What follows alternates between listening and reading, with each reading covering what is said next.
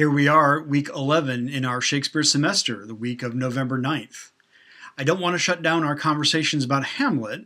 I think there's still a lot we can say about that play, of course. But this week we turn our attention to the last of the tragedies we will be discussing, Othello, the Moor of Venice. This is a unique play for Shakespeare in a lot of ways. It's his most domestic tragedy, and in some ways the plot is the simplest. While we don't know whether Shakespeare had any access to Aristotle's Poetics, for the most part he followed along with the Greek writer's assertion that tragedy should be focused on the great and powerful among us.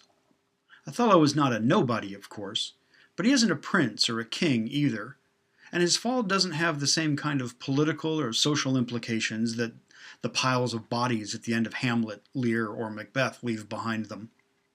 It's worth asking, then, just what is at stake in this play? Although hopefully you trust me by now to know that I think the answer to that isn't nothing. This week I'll ask you to complete the quiz by the end of the day on Tuesday the 10th, and to have your response blog posted that night too, if you can. I'd like to challenge you a bit on the response blog, however. Let me ask you to use that blog this time to focus on one particular character in the play, either Othello, Desdemona, or Iago. Talk specifically about your sense of that character. How does he or she change over the course of the play's action? If you both choose the same character, that's not a problem. Any one of them is complicated enough for lots of inquiry. But a focused character study could kick off some really useful conversations, I think. Having said that, I'll encourage you also, though, to keep an eye on the structure of the plays you read, especially the problems of time and space.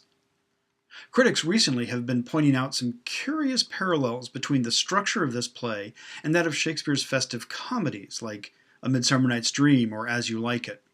I wonder whether you'll see some of the same things that they do. Two other reminders. The production review of UIndy's King Lear is due by midnight on Monday, and you can simply email that to me when it's ready.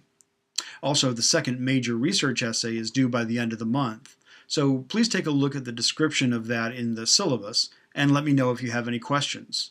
I will be as much help as I can be.